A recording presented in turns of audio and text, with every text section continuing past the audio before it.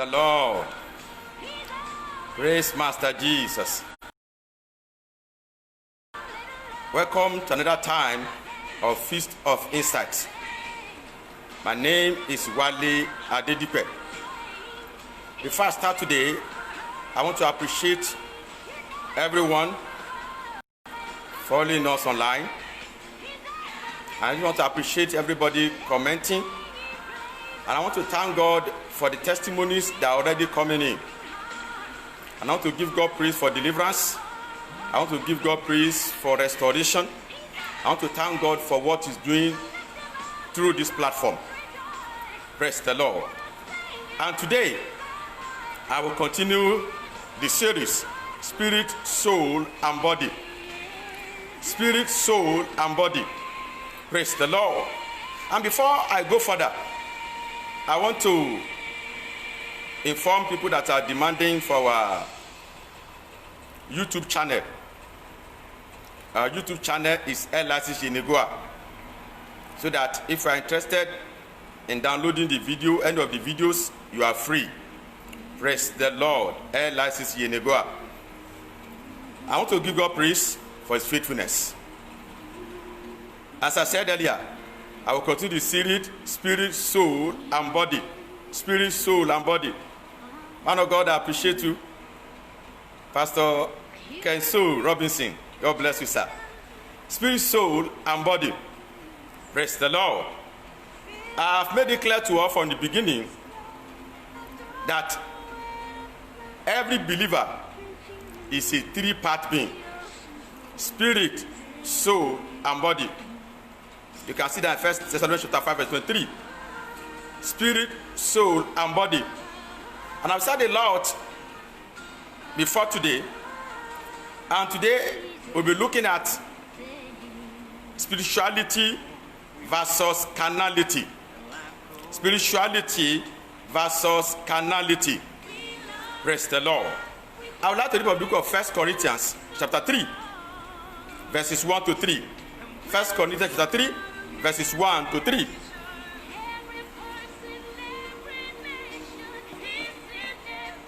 And I, brethren, could not speak unto you as unto spiritual, but as unto carnal, even as unto babes in Christ. Verse 2. I have fed you with milk, and not with meat, for hitherto ye were not able to bear it, neither ye yet now are ye able. Verse 3. For ye are yet carnal, for whereas there is among you envy and strife and divisions, are ye not carnal, and walk as men? I would like to read from the book of Galatians, chapter 5, verse 16 and verse 17. Galatians 5, verse 16 and verse 17. Praise the Lord. This I say then, walk in the Spirit, and ye shall not fulfill the lust of the flesh. For the flesh lusteth against the Spirit, and the Spirit against the flesh. And these are contrary the one to the other, so that ye cannot do the things that ye would. Let's pray. In the name of Jesus, our Father and our God, we give you praise for the opportunity to speak and to hear your word.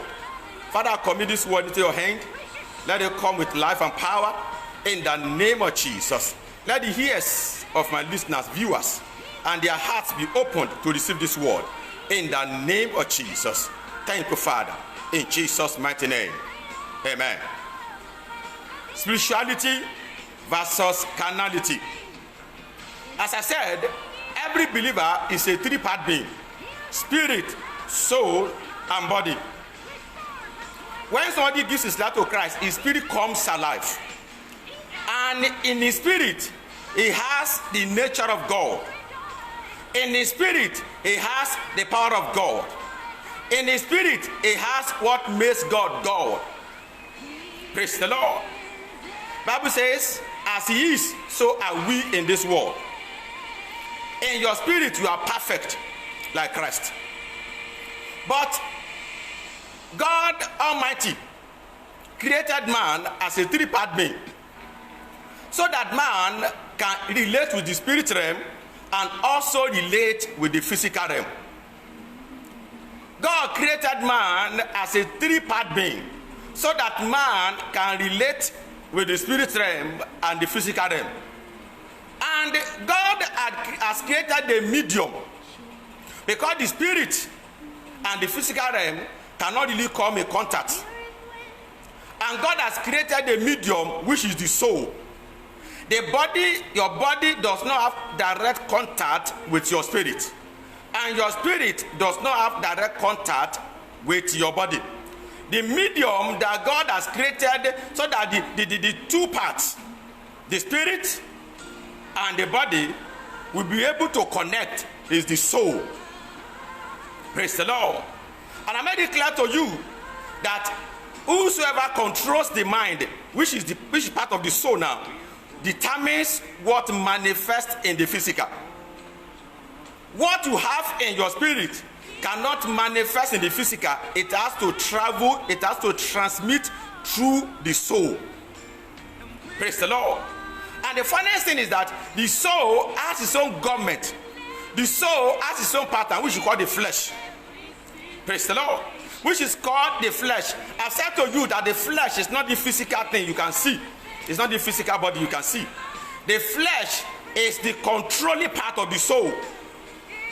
Praise the Lord. And that controlling part has its own government. That's the fallen nature. And that fallen nature has its own system that is different from the spirit. I also said to you that your body is just a messenger of your soul. Your body is just a messenger of your soul. Your body carries out what the soul releases to it.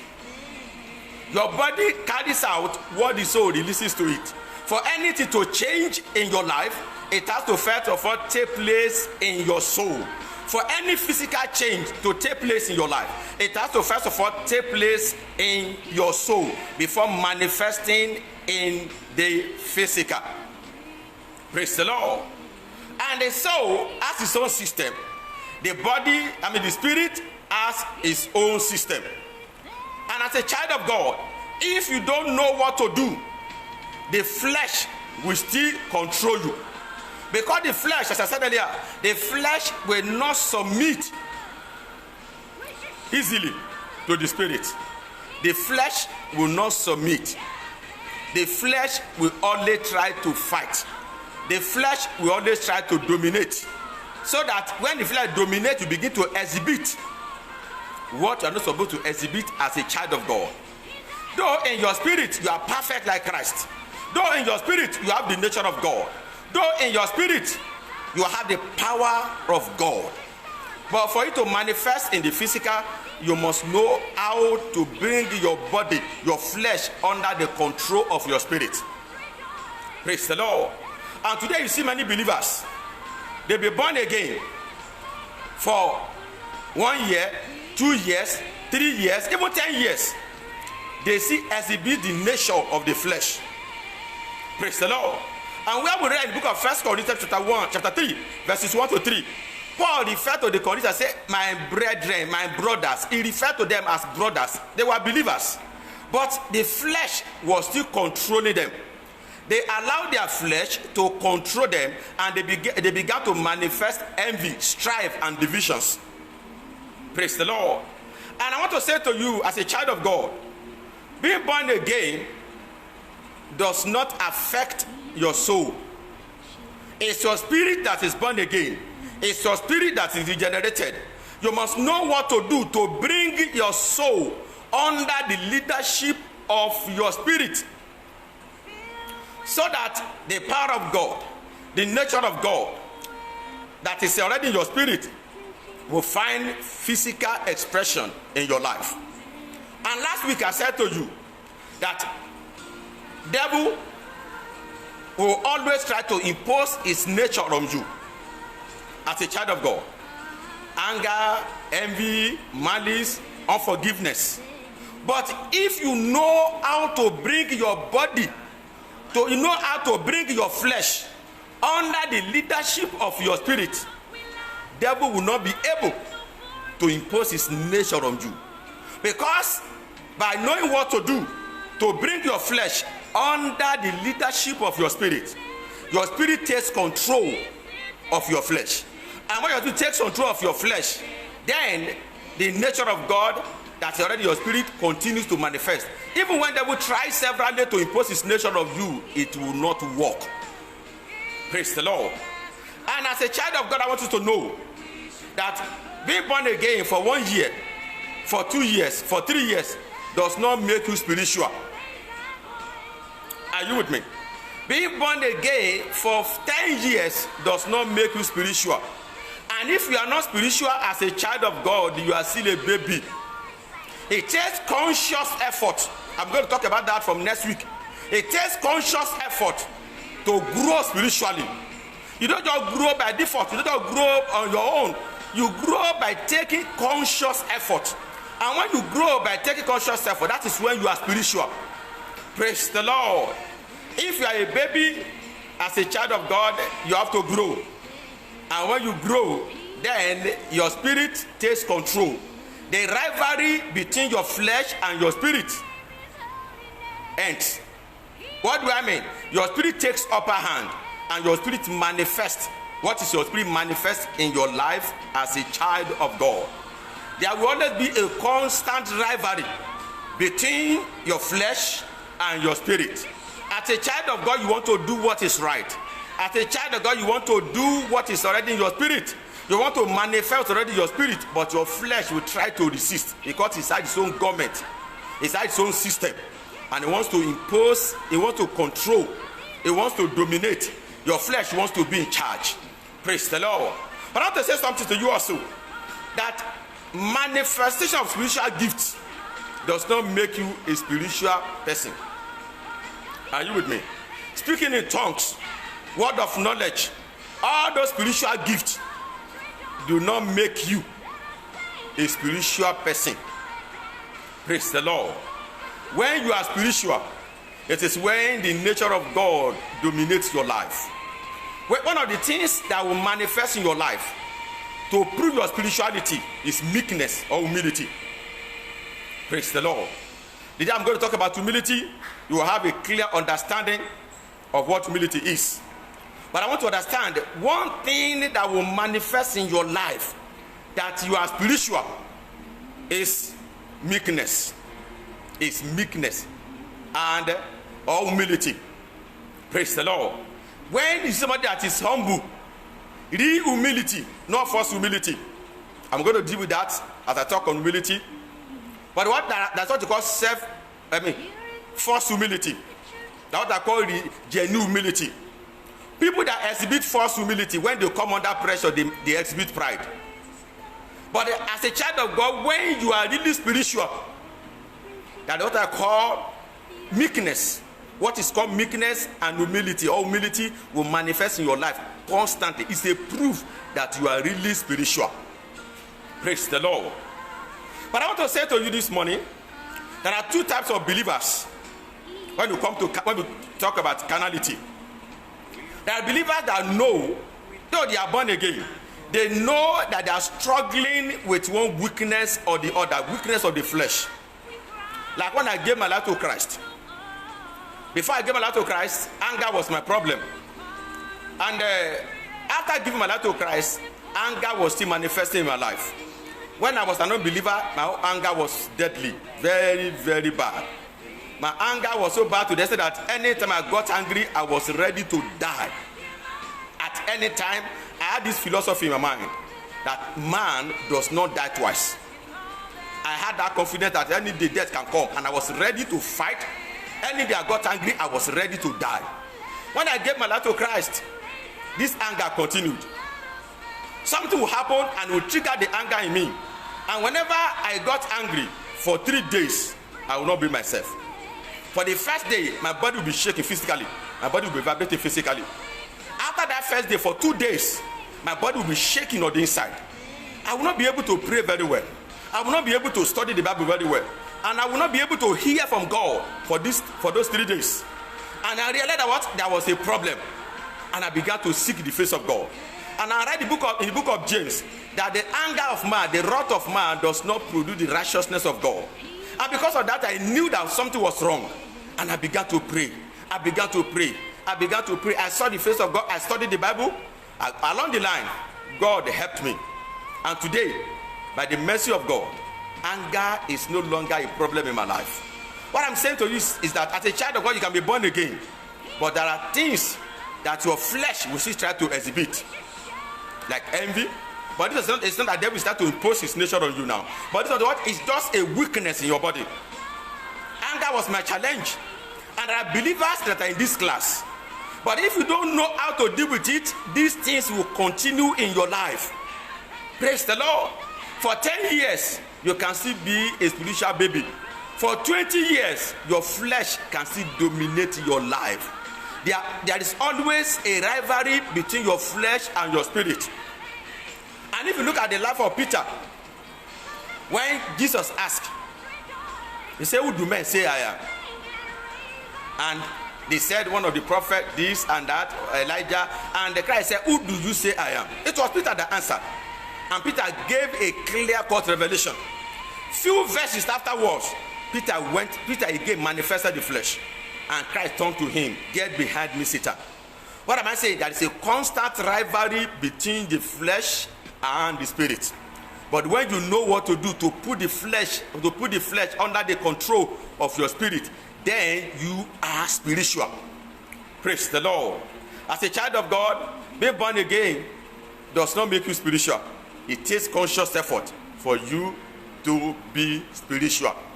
Praise the Lord. And what does it mean to be spiritual? To be spiritual means you allow your spirit in partnership with the Holy Spirit to take control of your life, to take control of your flesh. When the Holy Spirit in partnership with your spirit takes control of your flesh, that's when you are spiritual. Praise the Lord. And as I said earlier, there are the second group of Christians that exhibit carnality. I said one, a believer that exhibits carnality and the believer knows, and the believer is doing everything within his power to remove or to bring his flesh under the control of his spirit. And that group of believers are believers that are still carnal, but they exhibit spirituality. Praise the Lord. They hide their carnality from people. They try to act spirituality. Spirituality is not something you act. Spirituality is something that flows from within. It's something that flows from within. You don't act it. It's what is genuine, it's real. But our believers that are still carnal, but they want to exhibit spirituality. These believers exhibit two forms. They exhibit two forms. What do I mean? In the physical, in the garden of believers, they exhibit spirituality. They want to be very spiritual. Each shall say, "Well, I don't hear your voice now." They want to prove to you that they are spiritual. They want to prove that they are connected to God. And when they begin to exhibit these things, they are acting it up. In the distance of it, they are not hearing anything. They want to show spirituality. Even when you hear God, that is when you exhibit it. But this is they want to show that they are spiritual. Each time they want to show that they are spiritual. And in the physical, in the secret, they have another life entirely. They live double standards. They live in the physical, where people can see them in the open, they exhibit spirituality. But in the secret, when nobody is seeing them, they exhibit carnality. And people like this, they can continue in this line for long because they've devised a means to hide their carnality. They are not making any effort to deal with carnality. They enjoy it. They try to show spirituality where people are seeing them. They want to show spirituality in the church, but in the real sense of it, they are under the control of the flesh. Praise the Lord. I used to know a woman those days that used to always come out to give testimony in the realm of the spirit. In the realm of the spirit. Each time she gave testimony, her testimony would be in the realm of the spirit. God just showed me something.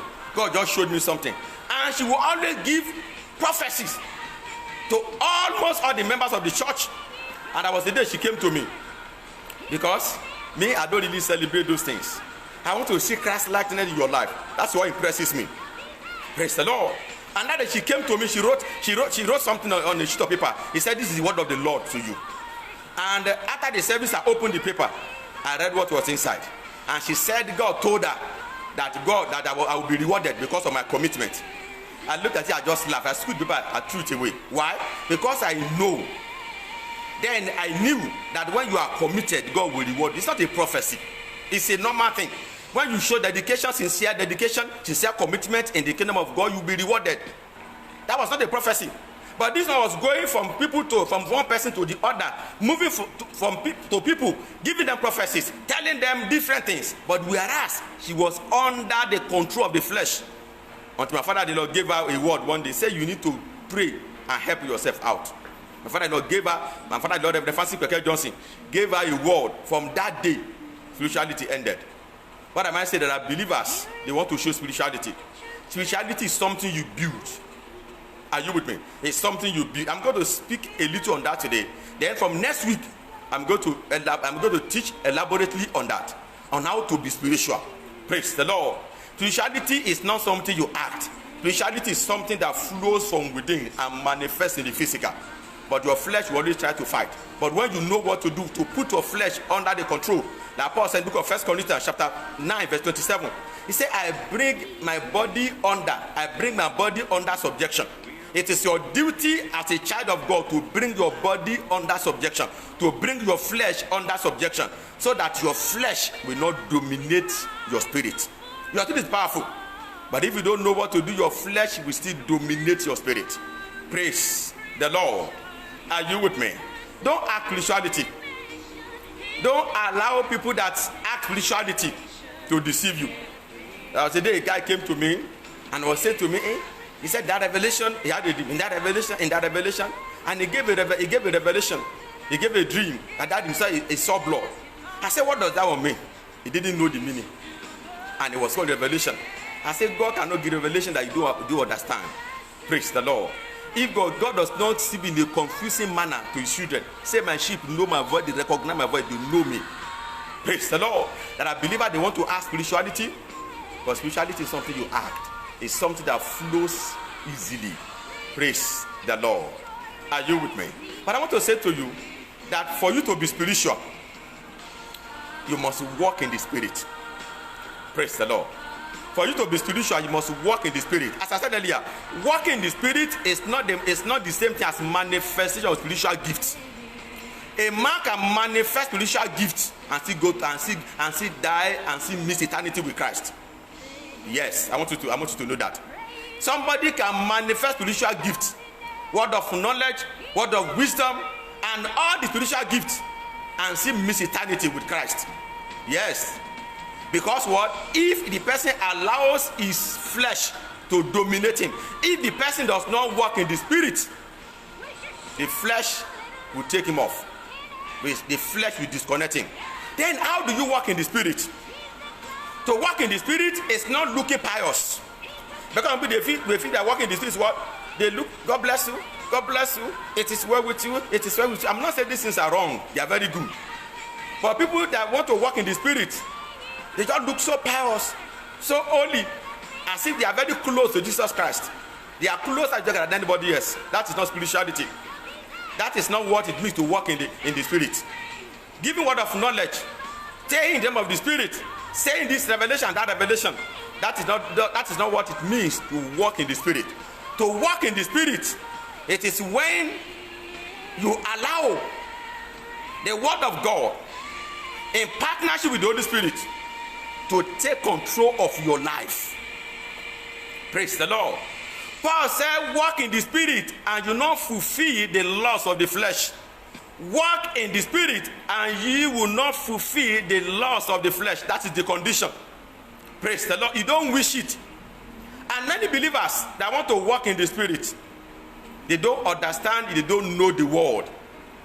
And as a child of God, if you don't know the word, if the word of God is not in your mind, if you don't feed on the word of God, you cannot walk in the spirit. That's the truth. You may try to act it for a while, but in the sense of it, when you come under pressure, your flesh will manifest, your flesh will dominate. There was a day a man was fighting his church member, real fight, and this man was a worker in his church. And another person now stopped, say, okay, don't fight this man, he's a church member. He said, no, let's do it now, let's fight. When we go to church, we'll see ourselves as church member, we'll settle in church. And both of them were workers in the same church. What am I saying? As a child of God, it takes conscious effort. The word of God must be in your soul.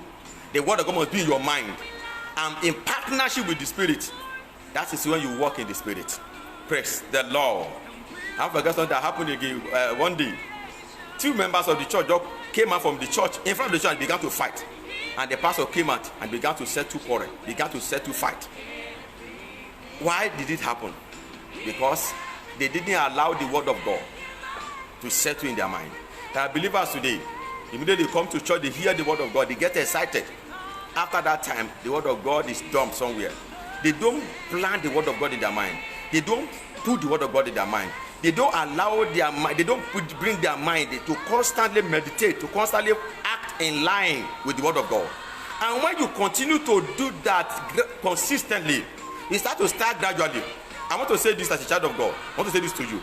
If you are trying to be spiritual and you are still struggling, don't give up.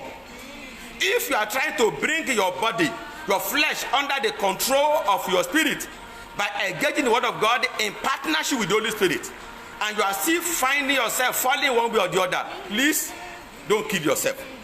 Continue. I was operating in anger. Anger controlled my life for a period of time.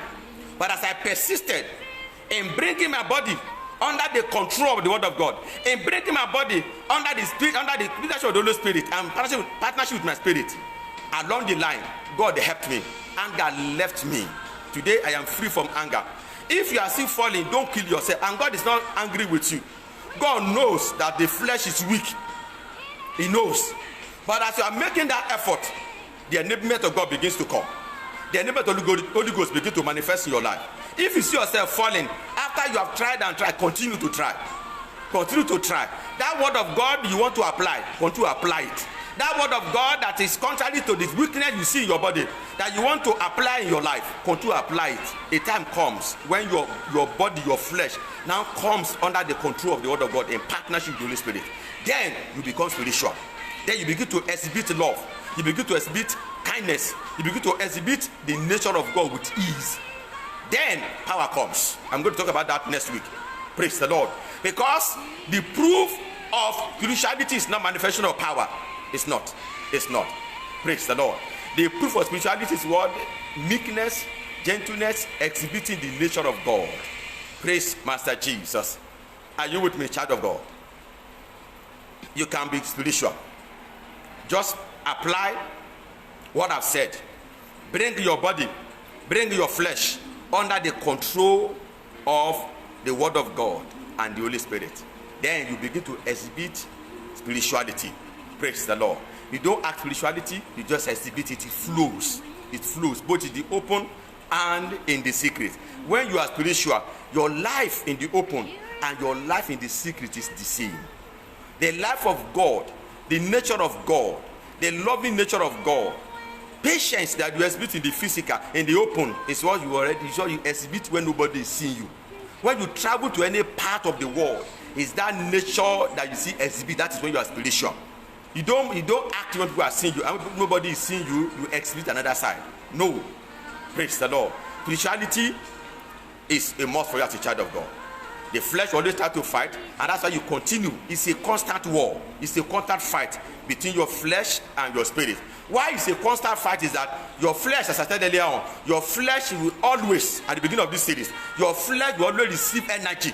Your flesh will always receive power through the 5 senses. Praise the Lord. Through the 5 senses, what you see, what you hear, what you feel, what you taste, the 5 senses, they always feed your flesh. And when they feed your flesh, your flesh already receives strength. But when you constantly feed on the word of God, and you apply the word of God, and you make up your mind to do the word of God, that is when you become spiritual. Gradually, your spirituality begins to manifest. And as you grow, that's what we call spiritual growth. And as I said, spiritual growth is not that your spirit is growing. Your spirit does not grow. Your spirit is already perfect. Your spirit is already in the class of God. Praise the Lord. That's why when somebody dies at the point of death, somebody gives his life to Christ, is qualified to go to heaven. Praise the Lord. Your spirit does not need growth. Your spirit has already grown. It's already perfect. It's already in the class of Christ. What we see as spirituality, what we see as spiritual growth, it is when what is in your spirit dominates your flesh. That is when you are spiritual. That's when you begin to exhibit spirituality. That's when you are growing spiritually. That is when what your spirit manifests in the physical. Praise the Lord. Constant war. Spirituality, we always fight carnality. Carnality, we always fight spirituality. But when you constantly walk in the spirit by bringing your body under the leadership, under the control of the word of God, in partnership with the Holy Spirit, then you are spiritual. Then you will be able to deal with the flesh. That's when your flesh comes under the control of your spirit. Praise the Lord. And if you are listening to me this morning, as I'm rounding off, if you are listening to me this morning and you are not born again, there is nothing you can do to deal with the flesh. The flesh will always control. The flesh will only dominate your life. But when you are born again, then you are empowered in your spirit. And as you apply the word of God, as you put the word of God to use, then you are spiritual. Then what is in your spirit manifests through your body. Praise the Lord. And if you want to give your life to Christ, it's a very simple thing. All what you need to do is to believe and confess him with your mouth as your Lord and personal Savior, and then you are born again. And if you want to do that this morning, let me just lead in this short prayer. Jesus, I believe in my heart that you came, lived, and died on the cross for my sake. And God raised you from the dead on the third day for my justification. I accept you today as my Lord and personal Savior. And I confess with my mouth that you are my Savior. Thank you for accepting me. In the name of Jesus. If I've said that, very simple, you are born again. And as you apply what I've said to you today and the previous teachings, you begin to enjoy the goodness of the Lord. You begin to exhibit Christ-likeness. And you begin to exhibit what is already in your spirit. But today, before I go, I want to say this to you. Your flesh will always fight your spirit. But when you put your flesh under the control of your spirit by walking the spirit, by bringing your flesh under the control of the word of God in partnership with the Holy Spirit, then you begin to show spirituality. And your spirituality begins to grow from one level to the other. God bless you.